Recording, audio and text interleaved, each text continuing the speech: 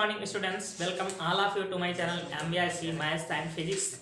That is you are studying exercise 12.2 and today I will teach you question number 2. Question number 2 है, एक प्रकार के cake को 200 ग्राम आटा तथा 25 ग्राम वसा की आवश्यकता होती है।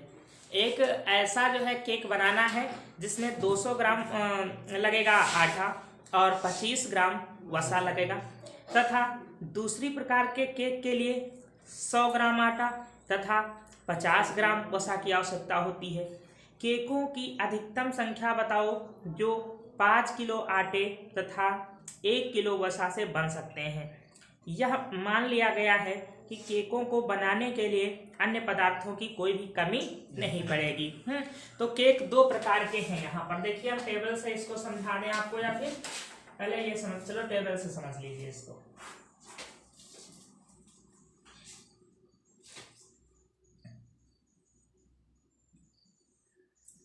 यहाँ पर दो प्रकार के केक हैं। ये मान लीजिए केक, एक केक है P जिसकी X मात्रा जरूरी होती है।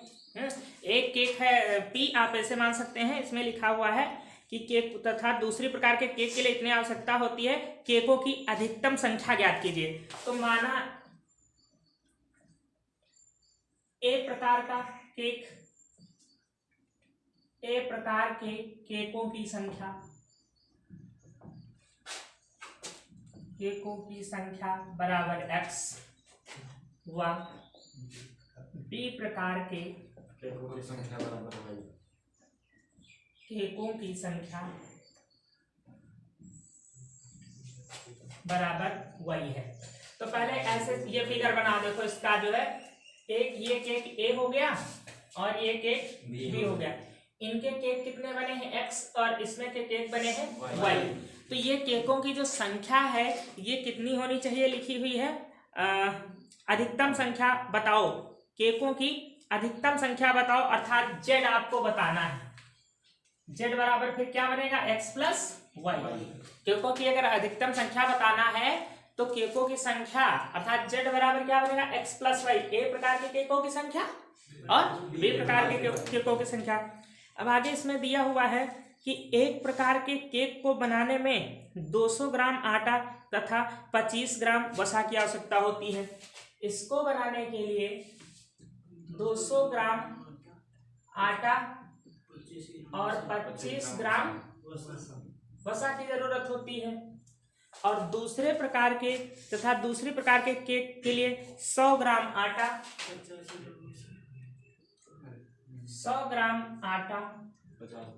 और 50 ग्राम वसा की जरूरत होती है।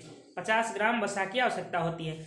क्योंकि अधिकतम संख्या बताओ, ये हम बना चुके हैं यहाँ पर, जो कि 5 किलो आटे से कुल आटा कितना यूज हो रहा है, 5 किलो। कुल आटा यूज हो रहा है 5 किलो। 5 किलो आटा लाया गया है और 1 किलो वसा लाया गया है। ठीक है, 5 किलो आटा लाया गया है और 1 किलो वसा लाया गया है। इतने से बन सकते हैं। यह मान लिया गया है कि केकों को बनाने के लिए अन्य पदार्थों की कमी नहीं रहेगी, मतलब कोई पदार्थ की कमी नहीं रहेगी। तो यहाँ पर देखिए, इनकी संख्या X है।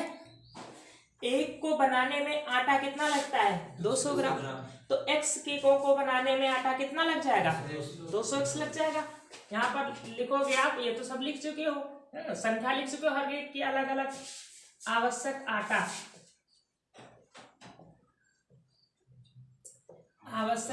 के लिए।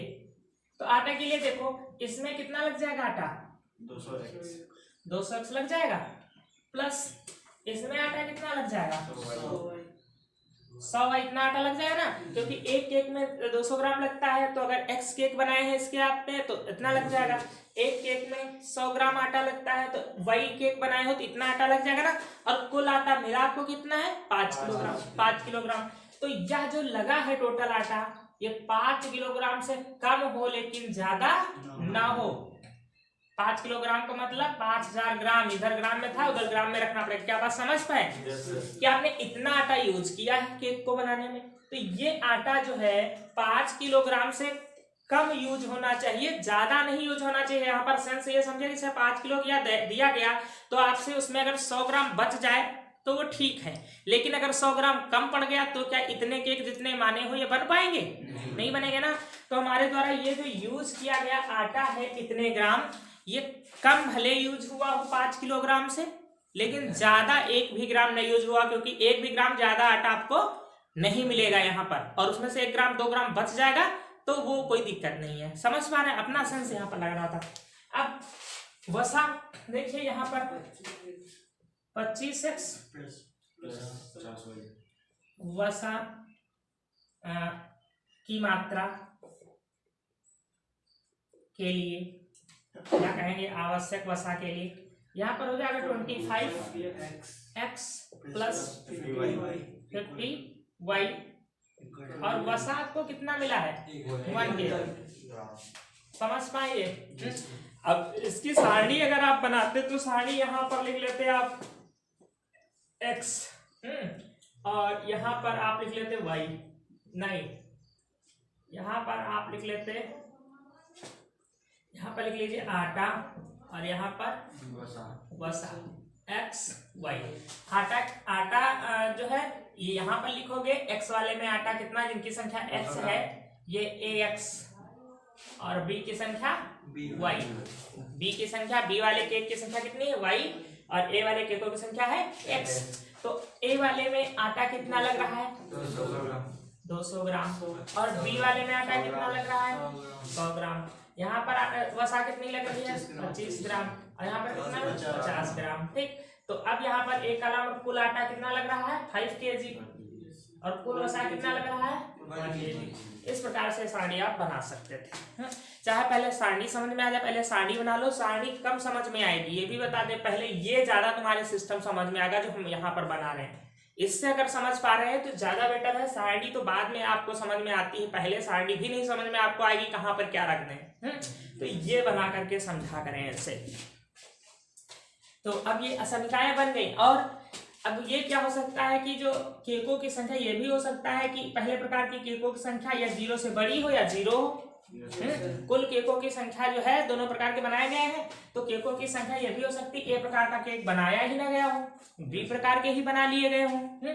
ये भी हो सकता है कि बी प्रकार के बना लिए गए हों, ए प्रकार के बनाए ही ना गए हों, अर्थात दोनों की जो संख्या होगी केकों की या फिर 0 से बड़ी होगी, या किसी की 0 हो सकती है, अर्थात किसी केक को बनाया ही ना गया हो। तो अब ये असमिकाएं बन गई हैं। अब ये इधर का आप नोट कर लें, फिर असमिकाओं को हम हल कर देते हैं। अब हम क्या करेंगे, उपरोक्त असमिकाओं को समीकरण में बदल लेंगे। ठीक है, तो इसको मैंने समीकरण में बदला, ये चिन्ह हटा दिया, ये आ जाएगा यहाँ पर। देखिए ये आएगी, हमने क्या किया 100 से डिवाइड भी कर दिया। उसके बाद इसको मैंने चेंज किया, असमिका में चेंज करने के बाद मैंने 25 से डिवाइड भी कर दिया। ये दो समीकरण आ गई। अब इनका हमको ग्राफ ड्रा करना है, तो पहले वाली देख लीजिए समीकरण 1 से। समीकरण 1 है 2x + y = 50। इसका ग्राफ ड्रा करना है x y, 3 खाने बना लीजिए, हो सकता है एक इंटरसेक्ट करे एक दूसरे को। तो x का मान जब 0 रखोगे तो y बराबर 50, y का मान 0 तो x बराबर 25। ड्रा कर दीजिए इसका ग्राफ छोटा सा। 0,50 हम यहाँ पर मान लें 10 इकाई बराबर 1 खाना, ऐसे ग्राफ पर मान लेंगे।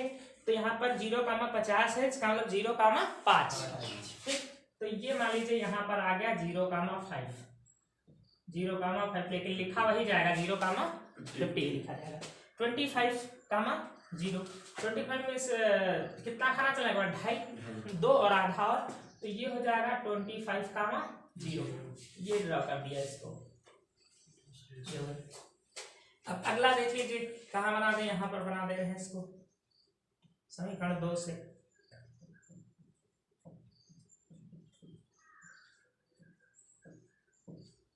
समीकरण नंबर 2 है, कहाँ गई है? x + 2y, x + 2y = 40।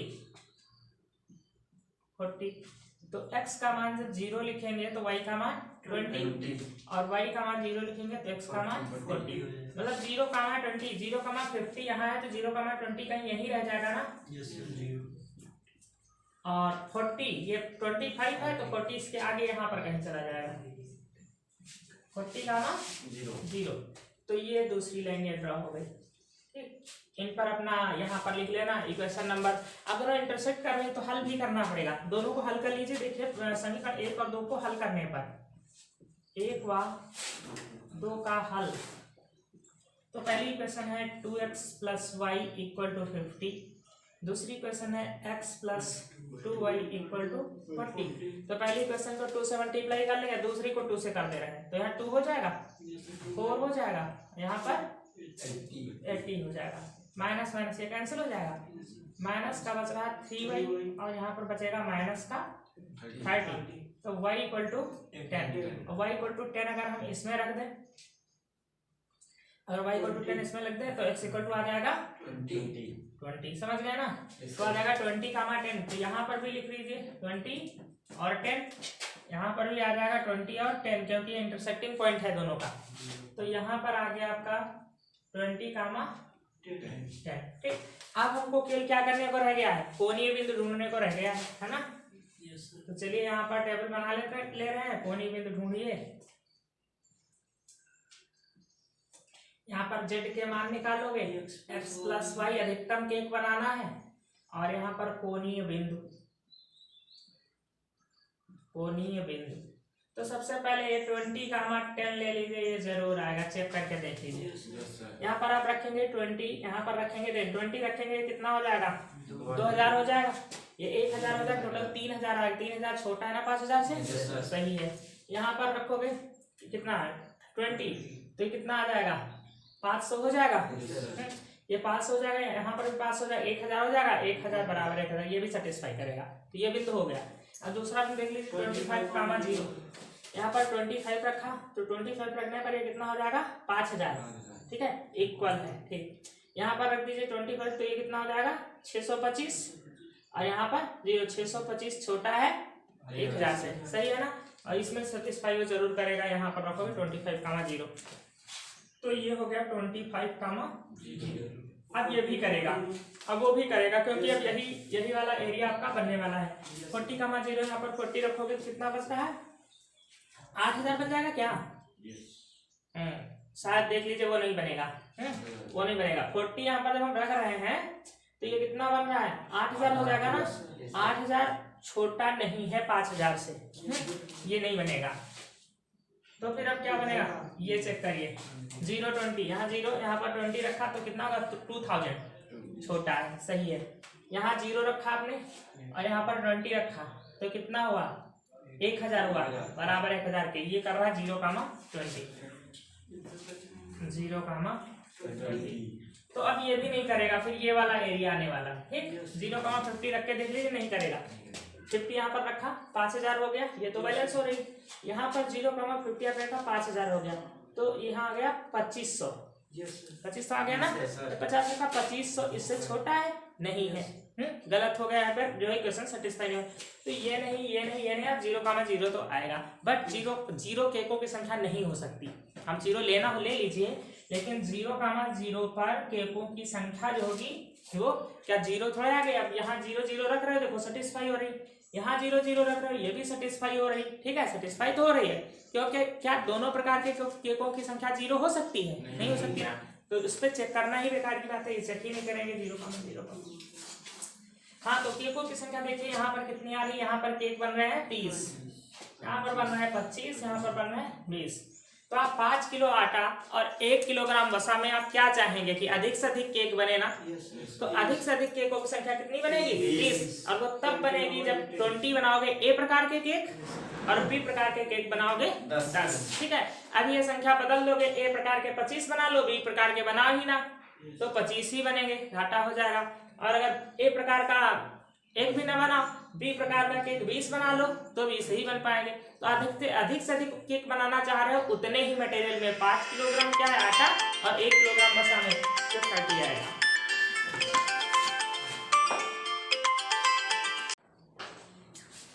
Question number 3 of exercise 12.2। 3 number है, एक कारखाने में टेनिस के रैकेट तथा क्रिकेट के बल्ले बनते हैं। तो दो प्रकार की युक्तियां हैं। देखिए यहाँ पर क्या है, रैकेट है और बल्ले हैं। पहले ये ट्री स्ट्रक्चर बनाओगे तभी बात समझ में आएगी कि क्या क्या बनना है। दो आइटम, एक रैकेट बनना है और एक बल्ले बनना है। अब लास्ट में हम क्वेश्चन पढ़ लेते हैं। क्वेश्चन दिया हुआ है कि रैकेटों और बल्लों की कितनी संख्या में बनाया जाए ताकि कारखाना पूरी क्षमता से कार्य करे। तो इनकी हम संख्या पूछा है ना, तो संख्या मान लेते हैं। माना रैकेटों की संख्या, रैकेटों की संख्या बराबर x व बल्लों की संख्या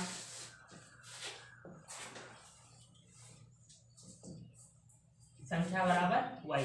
अर्थात x रैकेट बनाए जाए और y बल्ले बनाए जाए।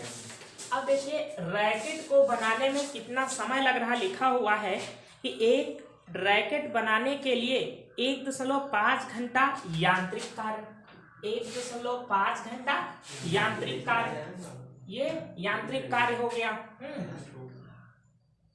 यांत्रिक कार्य का मतलब उसको बनाने में इतना समय लग रहा है। और 3 घंटे शिल्पकार इसको तराशने में, 3 घंटे शिल्पकार इसको टाइम ले रहा है, मतलब इसकी सफाई करने में, इसको सजाने में शिल्पकार समय ले रहा है। ऐसे एक बल्ले को बनाने में देखिए क्या है, एक क्रिकेट के बल्ले को तैयार करने में 3 घंटे यांत्रिक समय लग रहा है। अगर आप ऐसे बनाते हैं तो आपको आसानी से बन जाएगा, टेबल कठिन पड़ेगी। और 1 घंटा शिल्पकार टाइम ले रहा है, ठीक है, बनाने में टाइम ले रहा है। और आगे लिखा है, एक दिन में कारखाने में विभिन्न यंत्रों पर उपलब्ध यांत्रिक समय केवल 42 घंटे है। मतलब यांत्रिक कार्य के लिए अधिकतम टाइम कितना मिलना है, 42 घंटे टाइम मिलेगा यांत्रिक कार्य के लिए, यांत्रिक कार्य। और शिल्पकारी के लिए अधिकतम टाइम 24 घंटे शिल्पकारी के लिए टाइम मिल रहा है। ये इतना टाइम मिल रहा है। तो हर एक चीज यहाँ पर लिख लिया, अभी समझ जाओगे आगे फिर क्या करना है।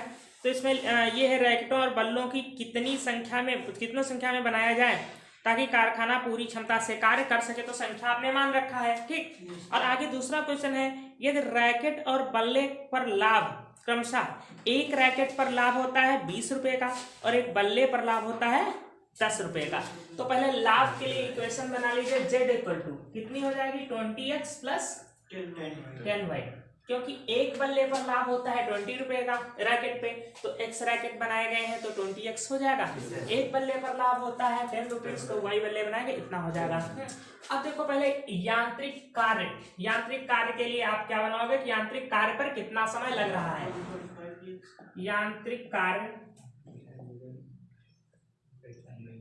में लगे समय के लिए, यांत्रिक कार्य में लगे समय के लिए देखिए एक रैकेट को बनाने में इतना समय लगता है यांत्रिक कार्य पर, तो x रैकेट को बनाने में इतने गुणे x हो जाएगा, प्लस एक बल्ले को बनाने में 3 आवर टाइम लगता है तो 3y हो जाएगा। कुल यांत्रिक कार्य के लिए, यांत्रिक कार्य ना दोनों, समय अवेलेबल कितना, 24 घंटे। अर्थात 24 घंटे से अधिक समय नहीं उपलब्ध है।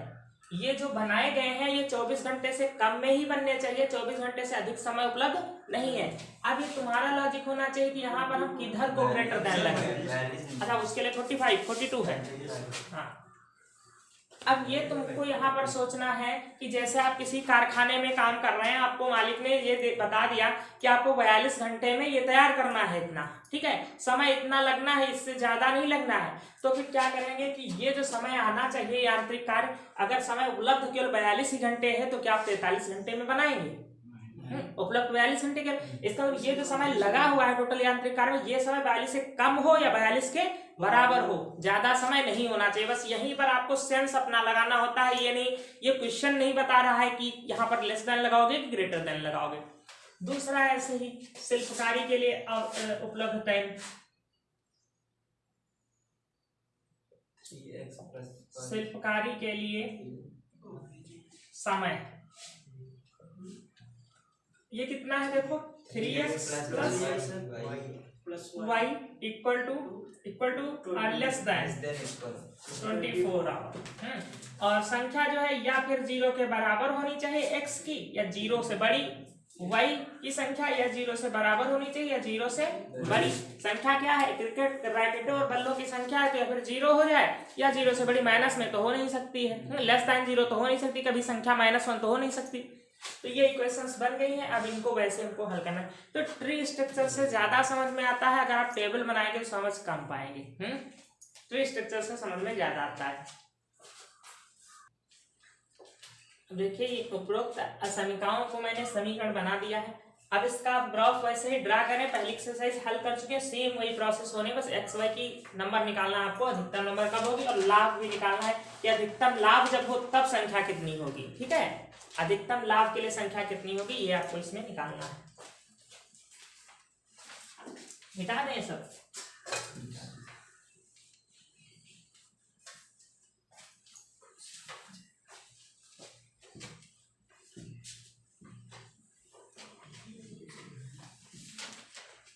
क्वेश्चन नंबर 4 देख लीजिए। 4 क्वेश्चन की हम इक्वेशंस बना दे रहे हैं इसी प्रकार से। 4 नंबर है, एक निर्माणकर्ता नट और बोल्ट का निर्माण करती है। तो दो हो गई युक्तियां ना, एक नट हो गई और एक बोल्ट हो गई। नट और बोल्ट का निर्माण करती है। एक पैकेट नटों के निर्माण में मशीन ए पर 1 घंटा और बी पर 3 घंटे कार्य करना पड़ता है, जबकि एक पैकेट बोल्ट के निर्माण पर 3 घंटे मशीन ए पर और 1 घंटा मशीन बी पर काम करना पड़ता है। वह नटों से ₹17.5 प्रति पैकेट और बोल्ट से ₹7 प्रति पैकेट लाभ कमाता है। यदि प्रतिदिन मशीनों का अधिकतम उपयोग 12 घंटे किया जा सकता है और प्रत्येक नट और बोल्ट के लिए कितने पैकेट, यदि वह प्रतिदिन मशीन का अधिकतम उपयोग 12 घंटे किया जाता है तो प्रत्येक नट और बोल्ट दोनों पर 12 घंटे ही मशीनें यूज होती हैं केवल। ठीक है, कि कितने पैकेट उत्पादित किए जाएं ताकि अधिकतम लाभ कमाया जाए। तो संख्या लिख लीजिए, माना प्रतिदिन उत्पादित नटों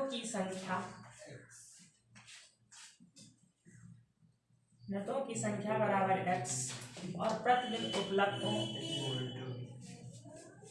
वोल्टों की संख्या बराबर y। तो ये x और इनकी संख्या y। अब देखिए, एक उपकरण पर मशीन A काम करती है और B भी कुछ देर तक काम करती है, तब एक नट बन के तैयार होता है। ऐसे एक बोल्ट पर मशीन A भी कुछ देर काम करती है और B भी कुछ देर काम करती है। तो इसमें दिया हुआ है कि एक पैकेट नटों के निर्माण में मशीन A पर 1 घंटा काम होता है और मशीन B पर 3 घंटे काम होता है, 3 आवर होता है। ऐसे ही जबकि एक पैकेट बोल्ट के निर्माण में 3 घंटे मशीन A पर काम, 3 घंटे मशीन A पर काम और 1 घंटा मशीन B पर काम होता है। अब देखिए, मशीन A और B दोनों के लिए इसमें समय दिया हुआ है, यदि प्रतिदिन मशीनों का अधिकतम उपयोग 12 घंटे किया जा सकता है। ये भी मशीन A भी अधिकतम उपयोग कितने घंटे किया जा सकता है, 12 घंटे, और मशीन B का भी अधिकतम उपयोग कितना किया जा सकता है, 12 घंटे किया जा सकता है।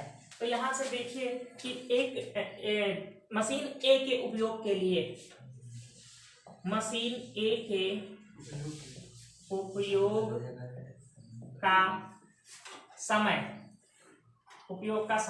देखिए, एक पैकेट बनाने में 1 घंटे यूज होती है। अगर आप x पैकेट बनाओगे, यहाँ पैकेटों की संख्या प्रतिदिन उत्पादित नट के पैकेटों की संख्या, सही कर लेना, नटों के पैकेटों की संख्या, पैकेट के बाद यहाँ पर कहा x पैकेट, चलिए हम लिख दे रहे हैं, x पैकेट है इसके और y पैकेट इसके हैं। एक नट बोल्ट की बात नहीं, पूरे पैकेट की बात कर रहा है। तो यहाँ पर A मशीन पर ये कार्य कर रही है 1 घंटे, तो 1x हो जाएगा, ये कर रही है 3y, और ये जो अधिकतम समय 12 घंटे उपलब्ध है, 12 घंटे से ज्यादा समय उपलब्ध नहीं है। अगला देख लीजिए, यहाँ पर मशीन B पर कार्य कितना होगा, मशीन B के उपयोग का समय बी के उपयोग का समय जो है ये हो जाएगा 3x ये यहाँ का और 1y और लेस देन इक्वल टू 12 हो जाएगा। लेस देन, ये समझ पा रहे हैं कि 12 घंटे से ज्यादा समय उपलब्ध नहीं है हर एक के लिए, इसके लिए भी और इसके लिए भी। तो अब ये जो इक्वेशंस आपकी बन गई हैं और संख्या जो है या फिर पैकेटों की संख्या 0 हो सकती है या 0 से बड़ी, ऐसे ही वोल्टों के लिए पैकेट जो है पैकेटों की संख्या 0 से बड़ी हो सकती है या 0 के बराबर हो सकती है। हो सकता है एक चीज बनाई ना जाए, दूसरा ही आइटम केवल बनाया गया हो, ये भी हो सकता है। अब लाभ वाली इक्वेशन आपको बना लेना है। कितना है एक पर 17.5 ये नेट पर लाभ हो रहा है। एक नेट के पैकेट पर इतना लाभ है तो एक्स पैकेटों पर इतना लाभ हो जाएगा। ऐसे वोल्टों के एक पैकेट पर 7 रुपए का लाभ है तो इतने पैकेटों पर इतना लाभ हो जाएगा। ये आपकी जेड की इक्वेशन बन गई। तो आपको अधिकतम संख्या निकालनी है कितनी उत्पादित की जाएगी, लाभ अधिक से अधिक हो।